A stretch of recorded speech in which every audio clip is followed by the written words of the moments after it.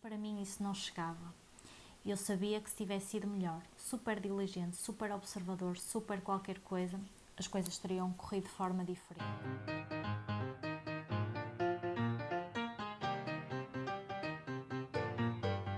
Olá, eu sou a Bárbara e este é o meu canal Delicada com um Elefante. Quem me segue no Instagram sabe que eu estou em Amsterdão, vim cá fazer um curso e agora tenho um bocadinho de tempo até ao jantar.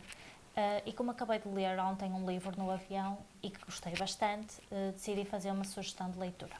O livro é este, o It Vai Doer, do Adam Kay. Este livro foi falado por algumas booktubers aqui há algum tempo.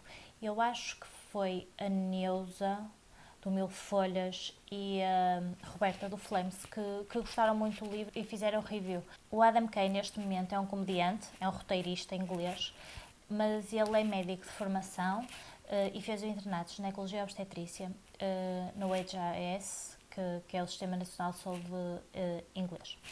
Este livro são as várias entradas de diário que ele escreveu durante o tempo em que era interno e vai explicando porque é que ele acaba por desistir de ser médico. O sistema inglês é bastante parecido com o sistema português. Raros são os países que têm a felicidade de ter um sistema nacional de saúde realmente igualitário como é o nosso e, portanto, há aqui muitas coisas semelhantes, mas também há algumas diferenças. E eu acho que algumas até para melhor no nosso país e, portanto, eu gostava de vos falar um bocadinho delas para quem ler este livro não ficar às vezes assustado.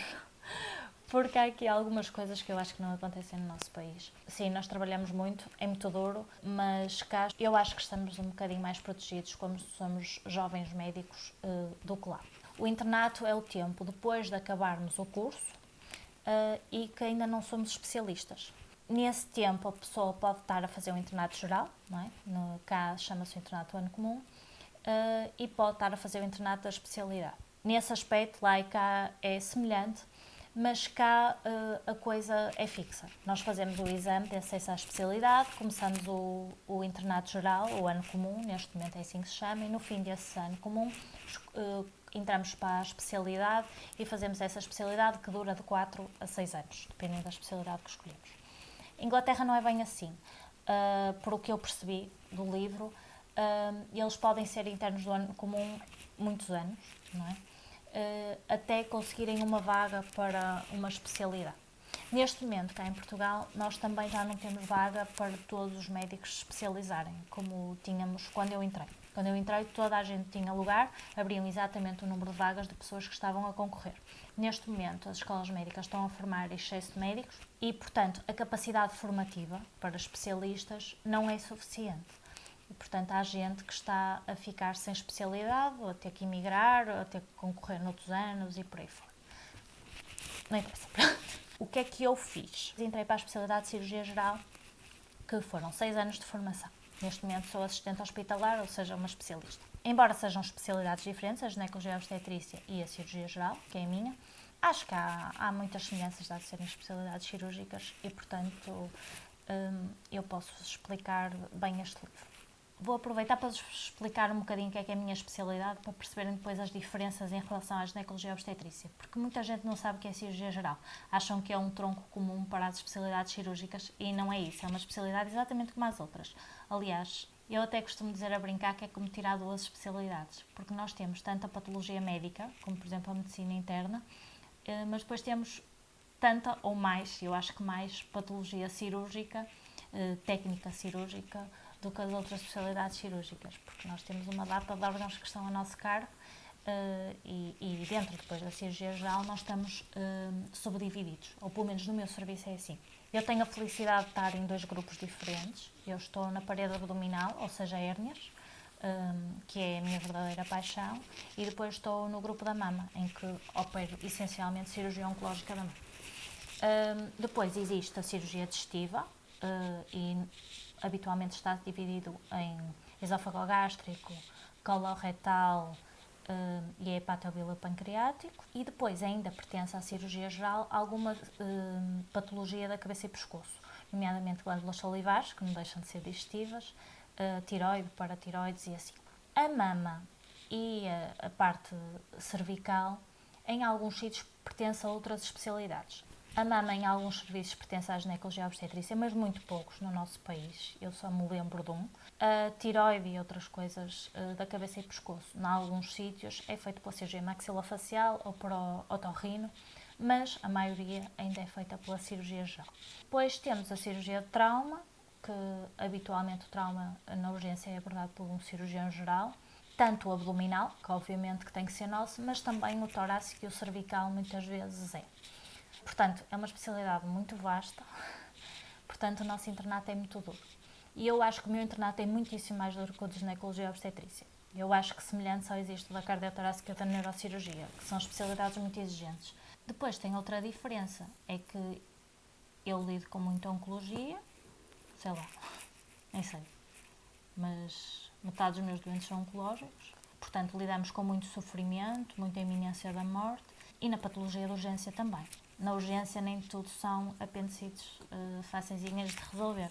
Algumas coisas põem realmente a vida dos doentes em risco. O que é que a obstetrícia tem de particular em termos de urgência? É aquela coisa de que a mãe está em trabalho de parto e o bebê entra em sofrimento. E eles têm que ser super rápidos para tirar o bebê, para o bebê não ficar com sequelas ou eventualmente morrer. E, portanto, neste livro ele vai descrevendo o que é ser interno desta especialidade e fala muito disso. Por o que eu me apercebi ao ler este livro, eu não sei se é a experiência dele ou se são todos os internos lá, eles fazem muito trabalho sozinhos. Eles aprendem muito uns com os outros internos e muito à custa do que vão aprendendo com a experiência. Em Portugal não é assim. Há sempre especialistas de presença física. Não é para todas as especialidades, tipo oftalmologia ou dermatologia, não é? Nem em todos os hospitais, mas cirurgia geral, obstetrícia, medicina interna, ortopedia e pediatria, há na maioria dos hospitais gente de presença física para tratar as pessoas e especialistas. E por o que eu percebi deste livro, em Inglaterra não é bem assim. E, portanto, isso é super estressante para o médico que estará perante aquela situação. O Adam Kay, neste livro, mostra um bocadinho esse sofrimento. O desespero de estar sozinho e de aprender à custa dos doentes. Mas ele é claramente um médico preocupado. Eu identifiquei-me muito com este livro. Aquele sofrimento todo que nós temos com as dúvidas, com aquilo que nós não sabemos resolver e que precisamos de procurar, e ao mesmo tempo temos que sossegar a pessoa sem lhe passar a nossa insegurança, e o que levamos para casa ou que não chegamos a casa porque temos doentes que temos que resolver. Ele fala imenso do que essa responsabilidade o afeta enquanto pessoa. Cada ato que eu tomo como médica, nomeadamente como cirurgia geral no meu caso, pode resultar na vida ou na morte de um doente, ou com alteração franca da qualidade de vida do doente para o futuro. E isso é uma pressão muito grande e não é para toda a gente. E, portanto, acontece um de dois cenários. Ou a pessoa desensibiliza um bocado, ou a pessoa sofre muito com isso. E pode acontecer, como aconteceu ao Adam Kay, de desistir de ser médico. E como vocês devem imaginar, isso resulta numa grande alteração para a nossa vida pessoal. Tanto pelo número de horas estúpido que nós trabalhamos. Eu, como interna, trabalhava 80 horas por semana e não era de horário, não era horário pago. Uma pessoa fica muito tempo fora de horas, depois tem que estudar quando chega a casa, tem que fazer trabalhos, e isso é tudo fora do horário. E, portanto, obviamente que isso tem alguma repercussão na nossa vida pessoal. Depois, ele fala muito do não cumprir, não é? Tem um jantar marcado e nunca chega, ou chega tarde, e realmente não há muita gente que não seja médica que vá compreender isso. As pessoas acham que ou são desculpas, ou que nós podíamos ter feito a coisa de outra forma, e podemos. Nós estamos constantemente a ser responsáveis pelas nossas decisões, mas isso também faz de nós melhores ou piores para os nossos doentes, não é? E pronto, ele vai levantando muito essas questões ao longo do livro e é muito engraçado para vocês, principalmente não médicos, perceberem isso. Eu acho que parte da linguagem deste livro não é acessível a toda a gente. Ele tem montes de notas de rodapé a explicar as coisas, mas ele presume que a pessoa decora à primeira vez que houve a explicação do termo, e eu sei que isso não é verdade. Talvez se forem consultando o Google ou fazendo anotações ou assim, isso não aconteça, mas às vezes pode-se perder alguma informação. Há aqui algumas piadas subliminares e assim que eu acho que as pessoas não percebem. Mas ele faz muito boas notas de rodapé e, portanto, não deixem de ler este livro por causa disso. Eu fiz montes de marcações, como vocês podem ver aqui, e vou ver cada uma delas e dizer-vos em que é que eu me identifico e em que é que eu não me identifico. A primeira coisa que ele diz aqui é que quando está num jantar, houve um barulhinho que identifica como o bip da emergência e que dá um salto.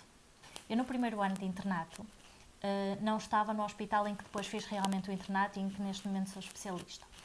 E eu ficava com o telefone à noite, um bocadinho à semelhança dele. Isto não me acontece no meu hospital atual, mas chegou-me a acontecer. E aquilo era de tal forma assustador que ainda hoje eu só ouvir aquele toque de telemóvel, dou um salto e fico com taquicardia. Aquilo traumatizou-me. É autêntico stress pós-traumático. Depois, outra coisa que ele fala é dos objetos que tem que tirar das vaginas. Pronto. No meu caso é do reto, não é? Há pessoas que gostam de enfiar coisas pelo rabinho acima e que têm uns acidentes e depois têm que ir para o hospital. E depois nunca dizem a verdade. Ok, estão envergonhados, mas só se envergonham mais de mentir, não é? Tipo, ele diz aqui que as pessoas têm o síndrome de Eiffel, ou seja, que caíram e enfiaram uma coisa por acidente. E eu já assisti, por exemplo, a uma pessoa que tinha no reto uma cenoura descascada, mas disse que tinha tido um acidente na horta. Depois, fala aqui do sistema informático e que vai sendo atualizado para ter melhorias e depois cada vez se torna mais complicado. Isso é uma coisa que nós sentimos terrivelmente. Cada vez se faz mais coisas no computador, cada vez é tudo para simplificar, é tudo para ser mais correto, mas cada vez se torna mais complicado, mas cada vez passamos mais tempo ao computador, mais dependentes daquilo, menos tempo com o doente. Outra coisa que acontece é que se o sistema informático falhar, as coisas têm que ser feitas na mesma. E depois não há formas de nós nos defendermos. Não conseguimos ver os exames de radiologia, não consigo marcar as consultas, não me serve nada ver o doente sem estar a ver as coisas. Eu numa consulta de 4 horas é suposto ver 16 doentes. E eu vejo sempre para aí 28. Ok? Imagina. Como é que eu faço para conseguir ver esses doentes todos sem os deixar à espera 3 horas? Eu preparo a consulta antes. Eu imprimo a lista dos doentes e ponho: este doente está no 6º mês de follow-up pós-colectomia por câncer do colo e fez estes exames e o resultado é este. E depois, quando vou falar com o doente, pergunto-lhe como é que ele está, blá blá blá blá blá, ele diz-me, e se estiver tudo bem, eu já sei que só tenho que pedir as coisas do follow-up normal. Pronto. Se eu não preparar a consulta, eu estou completamente dependente do sistema informático. E eu não tenho obrigação de preparar a consulta de véspera, ok? Portanto, se o sistema informático falhar, basicamente eu não posso fazer nada. Ou posso esperar e, portanto, fica um atraso brutal na consulta e eu não posso chegar ao final da minha hora de saída e dizer: olhem, vão-se todos embora porque eu estou no meu horário de saída e, portanto, vocês não vão ser istos. Porquê? Por 2 motivos. Primeiro, porque não é correto com as pessoas. Segundo, porque o trabalho vai ser a seguir para mim na mesma, porque eu vou ter que ver os doentes na mesma. Esta expressão é espetacular. Eu pago o teu salário. Sim, eu sou funcionária pública. Os impostos das pessoas pagam o meu salário. É verdade. Mas eu também pago o salário da pessoa, das finanças e do ministro e da pessoa que está a varrer as ruas e por aí fora. E nem por isso lhes digo o que têm que fazer ou deixar de fazer e que têm que fazer melhor ou pior porque lhes pago o salário. Não é assim que as coisas funcionam. Mas eu nem sequer respondo quando me dizem isso. Estava a ler agora esta passagem que eu assinalei e eu percebi que eles lá em Inglaterra têm, como todos os países nórdicos e assim, eles têm as coisas muito mais bem definidas. Nós cá em Portugal não temos nada bem definido. O que é ato médico, o que é que não é. Ele é para interno do ano comum ou do primeiro ano da especialidade e não sabe resolver uma situação que a enfermeira, parteira, provavelmente sabe, porque tem montes de experiência e já viu fazer aquilo montes de vezes. Mas, naquele caso, a parteira que está não sabe fazer. Então vira-se para ele e diz que ele tem que fazer porque ele é que é o médico. E ele não sabe e pede-lhe ajuda ou para chamar outra parteira que saiba. E a desculpa para não chamar a outra parteira é: está na pausa dela. E ele responde: eu estou na minha. E a enfermeira responde-lhe: o senhor não tem direito a pausas. E eu sinto isto muitas vezes. Não é só em relação aos enfermeiros, é qualquer outro profissional de saúde e às vezes até os anestesistas. Eu quando começo a operar um doente, nem que passem 5 horas da minha hora de saída, eu vou acabar a cirurgia. Eu não passo à pessoa seguinte. Mas os enfermeiros passam. Os técnicos passam. Até os anestesistas passam.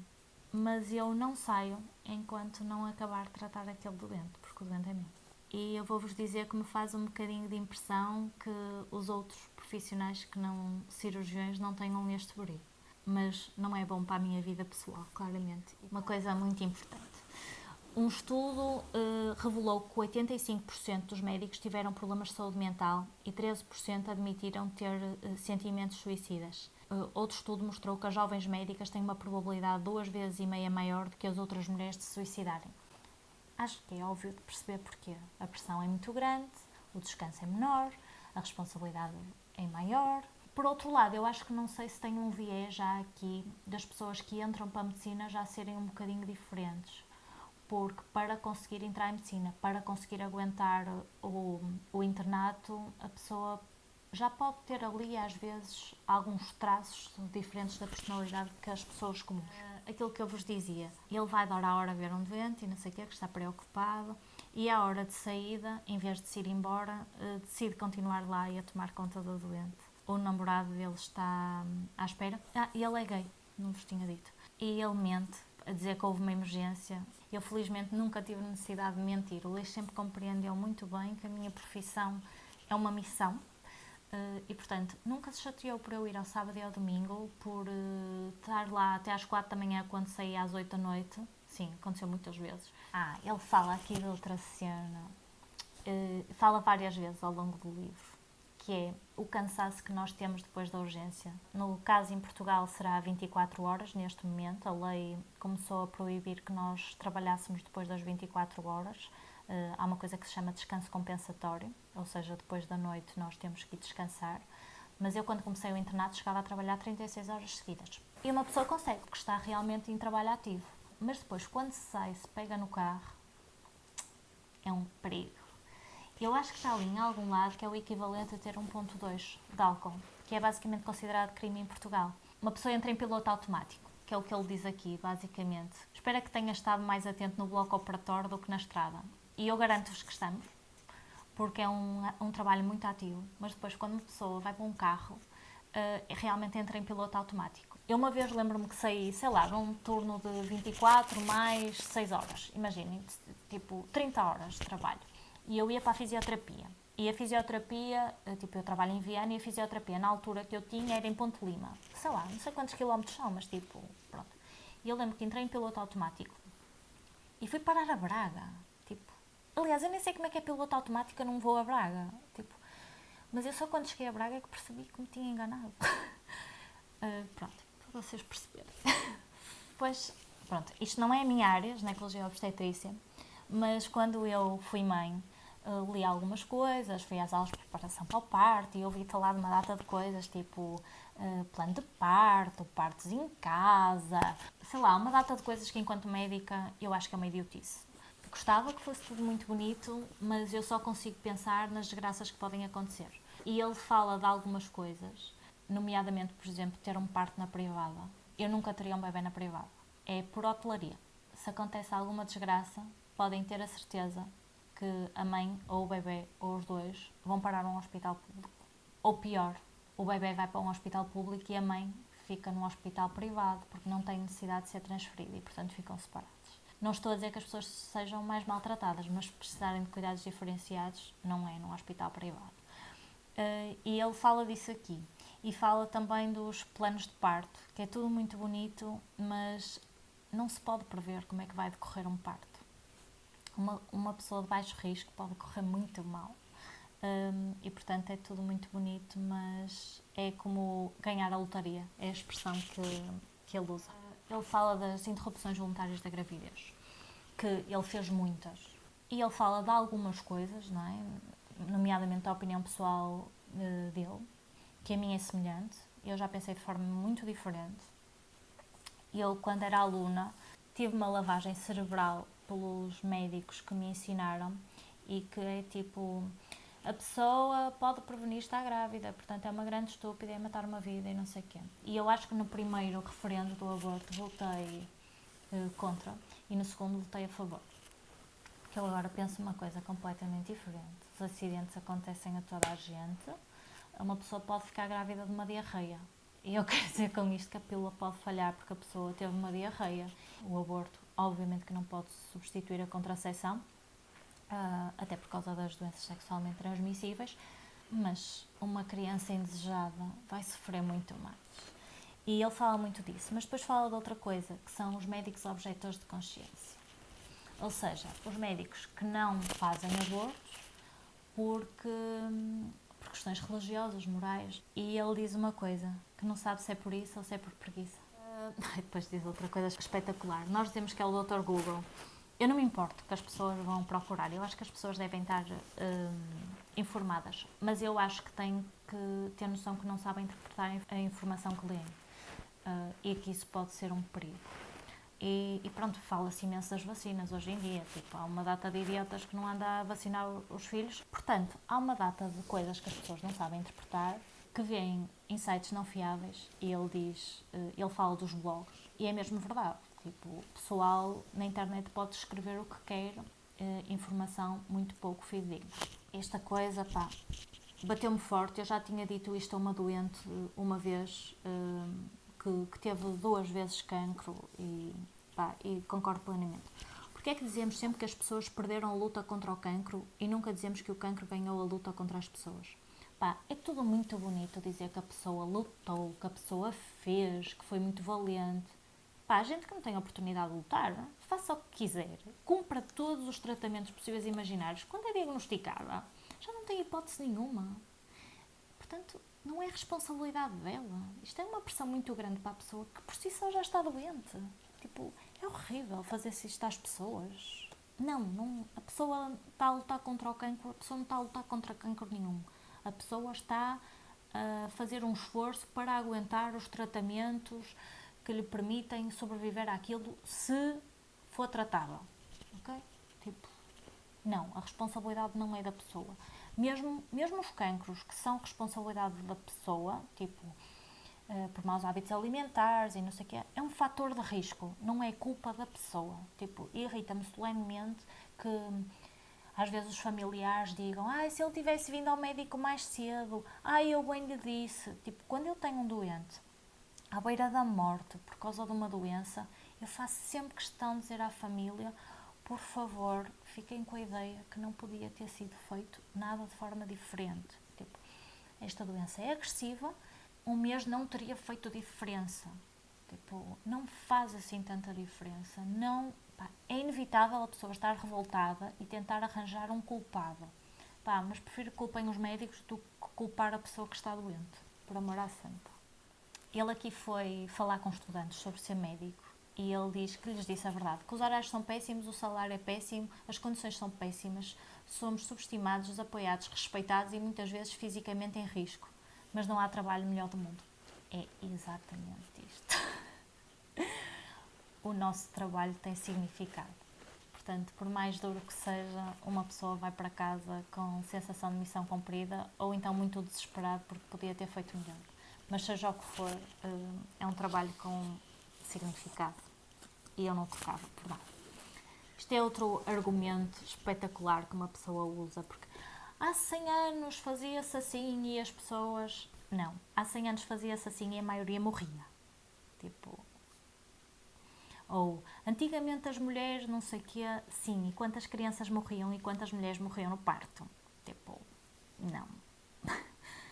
As coisas hoje em dia são muito melhores. Não venham com esta treta. Ele diz uma coisa que é: eu costumava ser afável antes deste trabalho. É isso. A pessoa perde alguma tolerância. Ele, por acaso, é um médico que parece afável. Claro que isto é a versão dele, é o diário dele, não é? Mas ele não parece uma pessoa muito reativa, muito revoltada. Mas tem aqui alguns momentos em que se passa. Como é outra espetacular. Ele acha que quanto mais tratar mal a equipa médica, mais convencida ela ficará da sua importância. E ele diz que isto resulta. A mim não resulta, a mim é ao contrário. Há pessoas que usam o fator C, não é? O fator cunha, porque eu sou filho de não sei quem, porque a minha mãe trabalhou aqui. Pá, essa pressão não ajuda. Aliás, quanto mais pressão se põe sobre um médico ou qualquer profissional de saúde, a única coisa que vai resultar é num tratamento diferente. E normalmente o tratamento diferente causa problemas. Aliás, nós dizemos muitas vezes que quando um familiar de um médico é operado, alguma coisa vai correr mal. E é verdade, porque as pessoas estão a ser tão cautelosas, que fazem as coisas de forma diferente e, portanto, tem tudo para correr mal, não é para correr melhor. Portanto, esta pressão, seja porque os meus impostos pagam o teu salário, ou eu sou muito mal, portanto, ou vais tratar bem, ou não sei o quê, ou o fator cunha, normalmente não vai ajudar, só vai fazer mal. Depois deste percurso todo, vai acontecer uma coisa que o vai fazer desistir de ser médico, ainda sem ser especialista, mesmo no final da especialidade. E ele escreve assim: esta foi a última entrada do diário que escrevi e a razão pelo qual as piadas deste livro deixaram de existir. Não vos quero explicar bem o que é que aconteceu, senão é spoiler e acho que acaba por perder o interesse do livro. E eu aconselho-vos a ler este livro, porque se calhar vocês vão perceber como é difícil estar do outro lado. Tipo, os doentes têm que ser prioridade e as suas famílias, como é óbvio. Não é suposto serem os doentes ou as famílias a consolar-nos, mas o nosso lado é muito difícil, porque não é uma situação, são milhares e milhares e milhares de situações pesadas. E de facto não é fácil, mas é muito, muito bonito. Espero que fiquem interessados em ler este livro, porque eu acho realmente que vale a pena. E espero que tenham gostado de me conhecer um bocadinho melhor. Até à próxima!